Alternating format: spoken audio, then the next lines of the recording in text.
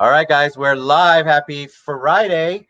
Today is Friday someday, May-ish. I get confused right now. I am with the very patient, very flexible, very talented. You're going to love him if you don't know him already. Mr. Dwight Bain.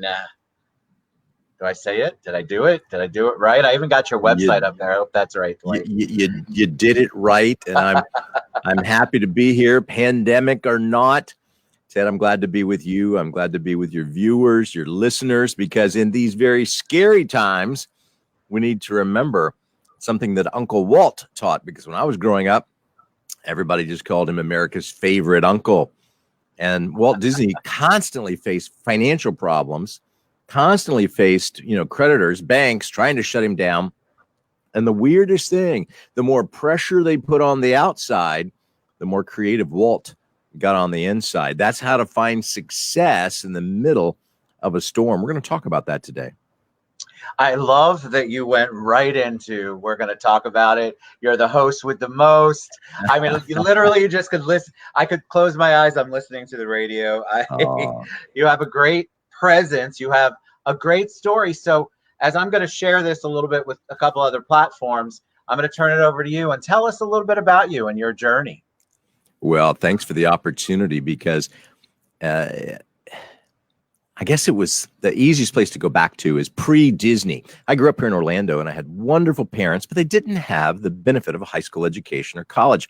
So we did this amazing thing every week. We went to the Orange County Public Library downtown near Lake Eola. And it was absolutely my favorite thing. And I always wanted to be a counselor on the radio, because they listened to a counselor on the radio about parenting tips because they were young parents.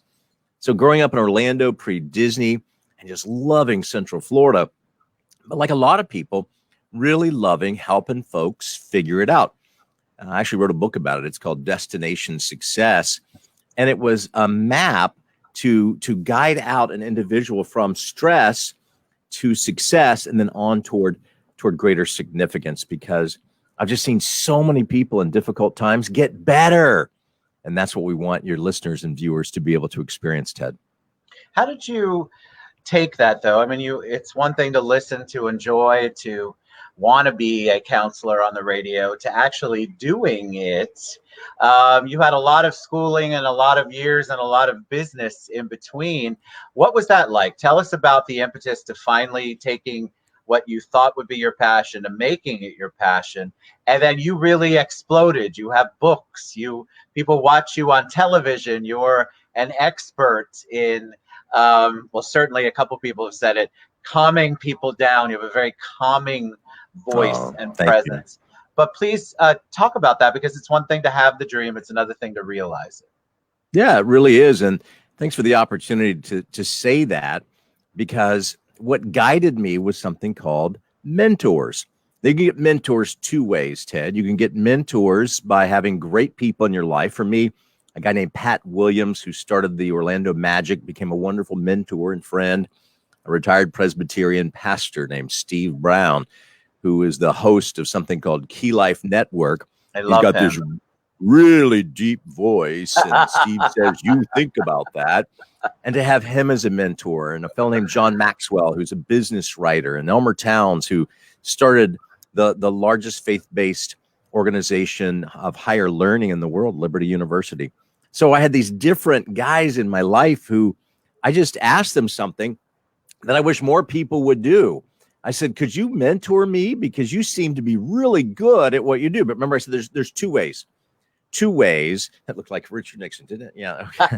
There's two ways to be able to be mentored. One is to have amazing, remarkable friends. And I'll tell you, Ted, most people actually don't have that. I'm so blessed. True. That's why I'm sitting here with you right now on your show. But the other way to be mentored is through books.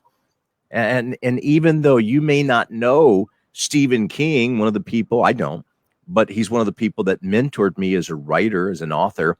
He writes horror.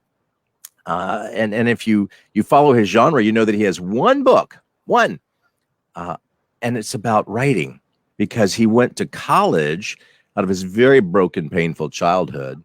He went to college to become a middle school English teacher, grammar and English.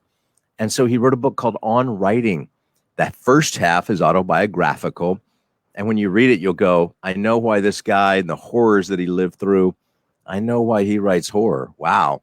But the second half is how to be a better communicator. So you can be mentored through books. And one of the things I love in that book, Stephen King says, I don't know where on the timeline, he writes this in the late 1990s. He said, I don't know where on the timeline you and I will meet, but I know this, if you'll write this way, people will connect and people will stay together. So Ted, you've got to have mentors in your life. And it's almost an unfair advantage. You know, when you look at what's happening with all the changes in our culture, the people that have the best coaches, that have the best resources, the celebrities, the CEOs, they have coaches and they have people in their life to say, do this, don't do that. They have mentors, people pouring into their life. And so what happens is they get better, quicker, faster, stronger. And other people keep creating the same mistakes because they're not learning either by having a personal mentor in your life or by sitting down and having the most valuable card. I have it right here in my wallet. And you're thinking, oh, is he going to pull out a titanium card? No, we're going to watch. More valuable than that, because reaching into this card is worth hundreds of millions of dollars. I use it every single week. Public library. I love it. This was the library of the year in 2018. Was it really? I didn't know that. Orange County Public Library. I've been going there since I was a kid. I go almost every week of my life. And now I'm just an advocate because our public library, a lot of people, Ted, are going through job change or fear. And they'll say, what am I going to do? In the 2008 recession, our public library with tax dollars reinvented the second floor of the downtown public library near Lake Eola, the one I went to as a kid, same building. And they redid the entire second floor, and they redid it for career repurposing. Our library, through 15 branches, offers over 900 free, F-R-E-E, classes on career repurposing every month. It's absolutely free. I take these classes, HTML, how to do JavaScript, how to learn a foreign language. Each of these are 1-hour courses, and I go take them, but I'm excited to tell you it's really cool. And if you have a library card, it's free. And the part I'm not excited to tell you is they won't do a class unless there's 3 people. And almost always that's how many people are in the class. If you want to do PowerPoint, that will just soar. If you want to gain the skill set with Microsoft Excel or Outlook, you want somebody to instruct you who's probably a Rollins professor doing this on the side. It's right there. It's absolutely free. It's available at your local library. And I love that. I just recently got my library card back about a year ago. And we did some things on the second floor or third floor where that all of the you can go in, guys. If you have a library card, you can do a show like this. There are rooms for you to do social media, and you just have to book the time out as a library patron. And it's amazing what is physically there that you forget. And also, you guys are used to looking everything up on Google or YouTube. If you want to video it, why not look it up at your public library and get some local people who really know what they're talking about and can give you some instruction. I think that's a great idea because you're right. People, Dwight, I feel like people want mentors. They don't know how to ask. And then I feel like people want to be mentors, but they still have that competitive versus collaborative mindset. So talk about a little bit about that. What's the best way for somebody to approach a mentor? And then what's the best way for a mentor to put it out there that I want to mentor someone? Well, it's a great question. It's a great point because sometimes because I'm a public person and media personality, people in different parts of the country, and they'll say, oh, wow, I want you to mentor me. I had somebody just last week from the Philippines who said, I want you to mentor me. Right. And I want you to think Kevin Bacon game, right? Six degrees of separation. If somebody is absolutely, they're just not in my circle. In other words, I don't know them. They don't know me. I don't know them, all of that. Okay, well, that's a bit much. It's like asking, somebody for a date. If you happen to be at an event, you see Gwyneth Paltrow at a table and you go over and say, Gwen, I have always thought you're amazing. Marry me. I don't think it's going to go that well. I think security might help you find the door. So true. you look at your circles. This is one of the things I love about something called LinkedIn. LinkedIn.com is owned by Microsoft, and it's really Facebook for people that want better careers. In my industry, in behavioral health, LinkedIn ranks your profile, and they say that I'm in the top 1% of behavioral health profiles globally. And I love meeting people. Today, I met over a dozen individuals after a training event. And so here's the point about a mentor. You start a relationship, you start a conversation. It's interesting.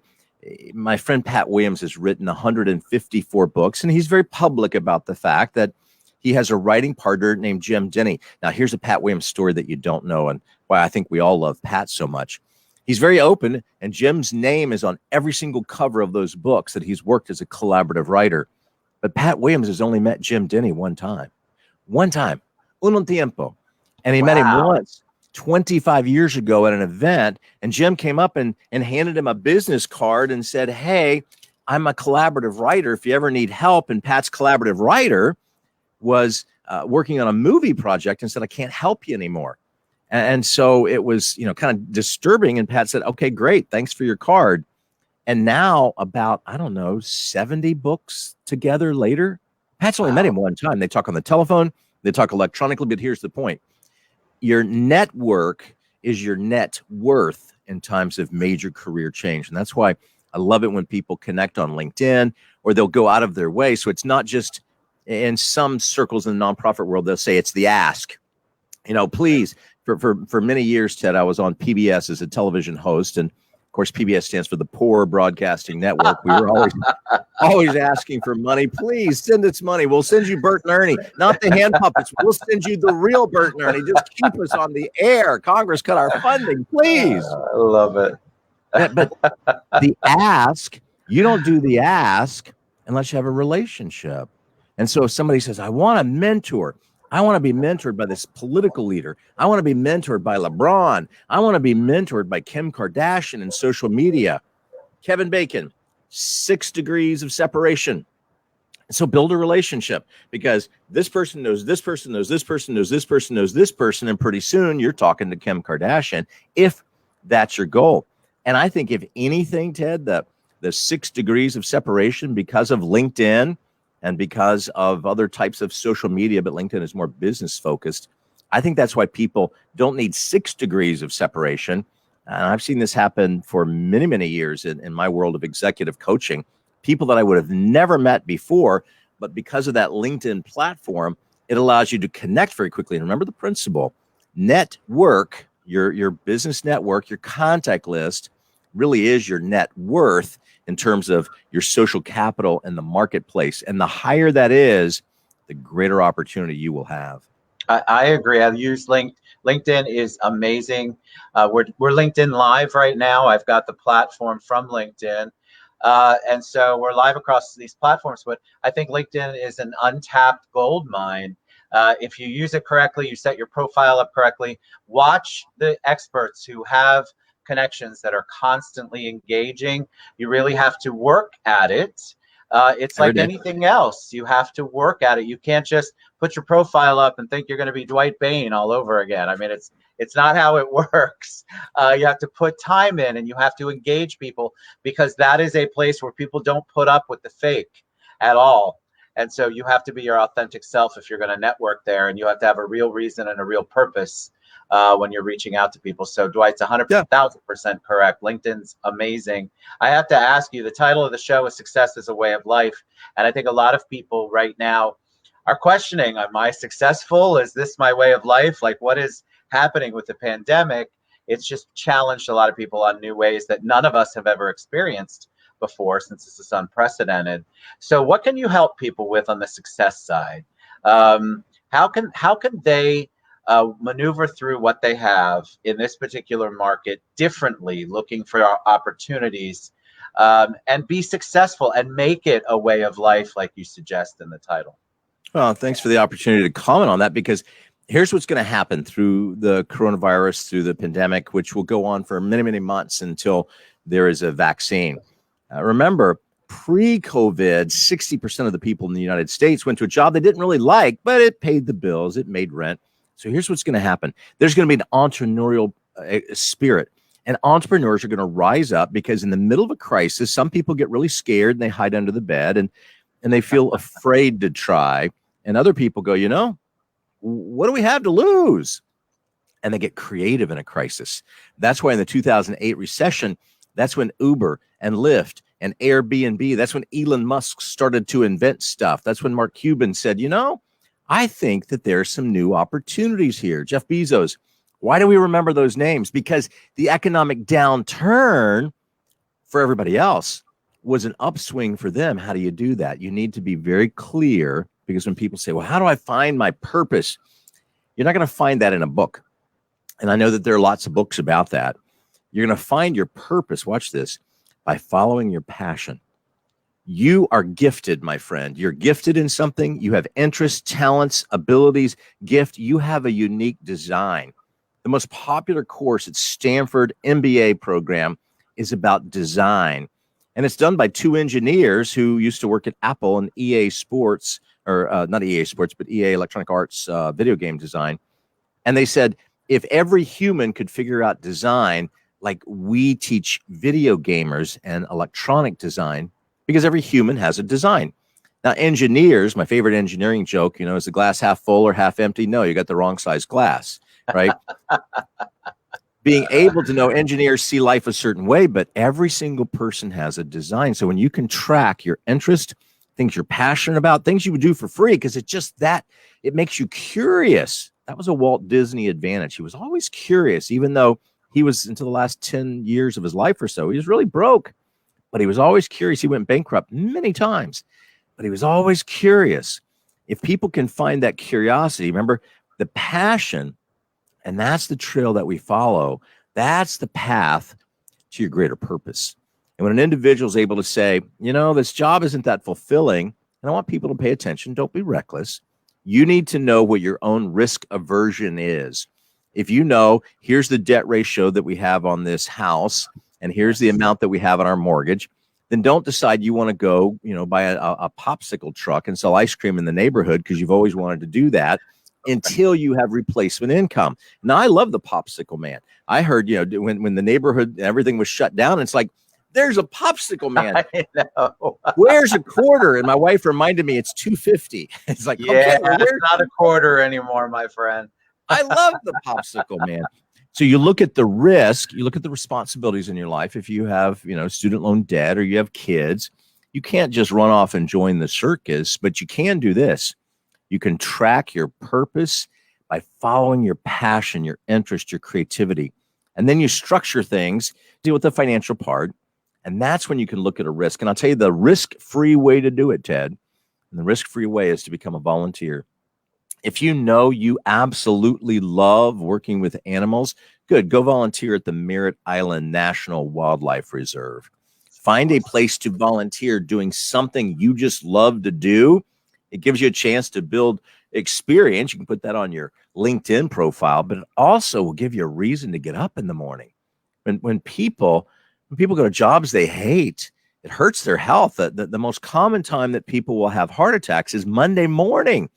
Now, even though that's anecdotal, we know that's when people have the most heart attacks. And the thought is either one of two things. It's either they overextended over the weekend and they overexerted, which makes sense, or maybe they're going to a job that they hate. Ted, I can tell you this. People don't quit jobs. They quit bosses. And after we come out of this time of pandemic, a lot of people will change bosses and they'll go find something more meaningful. That's why the better leaders, they'll get the best employees in the future and their companies will grow stronger because of it. I agree. I think that is all true. I feel like people don't leave. I know people don't leave the company. They don't leave the job. They leave the management. It's so critical, the leadership. We talk about culture all the time on the show and how critical it is to establish the foundation of your culture and what your environment should be and what you want it to be, so that you can hire the people that make sense for your culture rather than bringing in a whole bunch of people who don't align with what you're trying to accomplish. So I agree. I think people are reevaluating, what am I doing here? And if I can do this from home, can I do something else from home? Can I try something different? And I think it's really enlightened people to the opportunities that technology presents, and the fact that they're not so tied to that one office and cubicle as much as they thought they were going to be. And I Yeah, think it gave people hope. I feel like people are, I know it's crazy if you're furloughed or you got let go, but I still talk to those people all the time too. They're hopeful about what's coming up. Most of them are excited about, okay, so clean slate. What am I doing now? And that's so I exactly right. love that approach. Well, what I was going to tell you is a friend of mine yesterday was laid off from a job where he had managers who were constantly taking credit, stealing sales, doing things. And he sent me a text and said, well, they laid me off. And I sent back and said, are you okay? And he went, they were so terrible to me. He said, I've got a 2-month severance package and they were so awful. It's almost like they did me a favor because now I've got 2 months to land the next gig and I know I'll be okay. And so sometimes when you look at a situation that somebody kicked you out of, ha ha ha, we got rid of you. And you look at it and think, I was just waiting for the universe to hand me an opportunity. Here it is. And there's a guy whose parents got married. Here's a great story, Ted. Most people don't know this. Walt Disney's parents got married in between Eustis and Mount Dora. They were the first couple to file a marriage license in January 1, 1988. Mosquito County, all of Central Florida, aptly named. Mosquito County was split up by the Florida legislature into multiple counties: Orange, Seminole, Lake, Brevard, Polk. And the first couple to file for a marriage license in Lake County were Elias and Flora Call Disney. Her family were all from Eustis. And so when you look at that and you say, well, that's kind of interesting. Now, here's the part that's super interesting, because when I think about reinventing, there was a citrus failure. Her family had citrus farms. That's why Elias Disney moved here. And that citrus failure moved them. Walt was born in Chicago.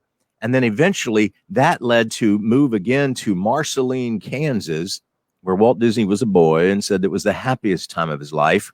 So Main Street, USA, at every Disney park flowed out of a couple that got married in Central Florida, but the great freeze of 1889 drove them to find work.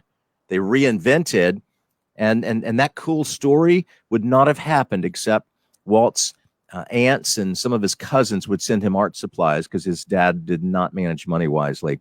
And they would send art supplies to little Walt Disney in Marceline, Kansas, and Kansas City. Walt got fired from his first job. They said, you have no creative talent.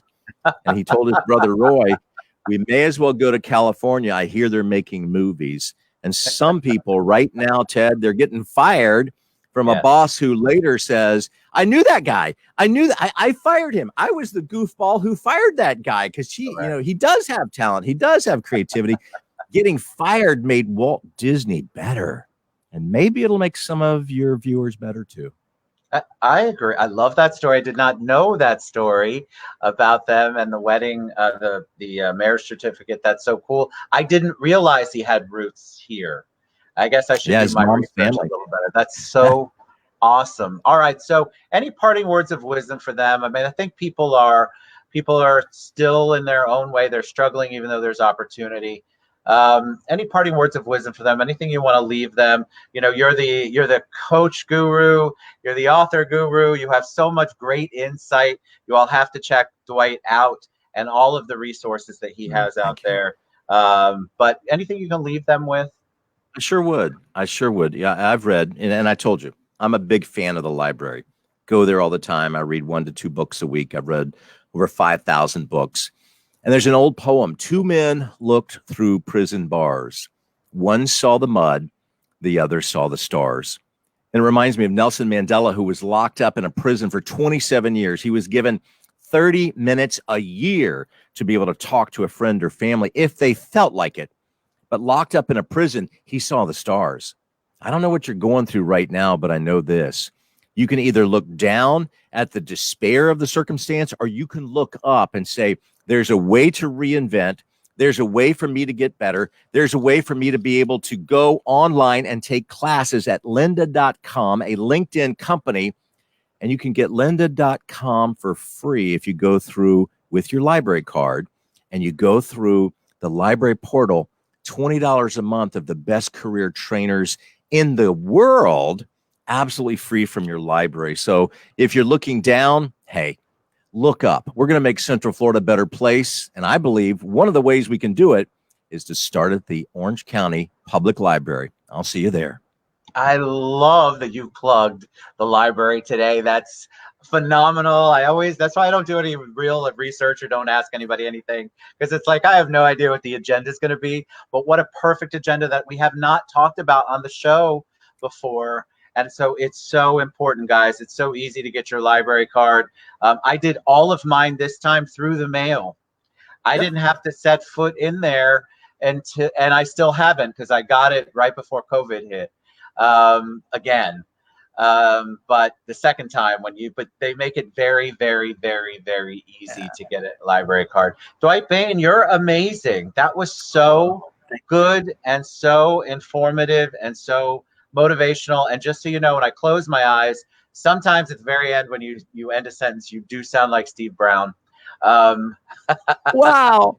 You think about I'm on my best day. You think about that, Ted. You just made my day. You made my day. You made my weekend. Honest to God, I love to listen to him, mostly for the intonation in his voice, and you can tell he is pretty funny.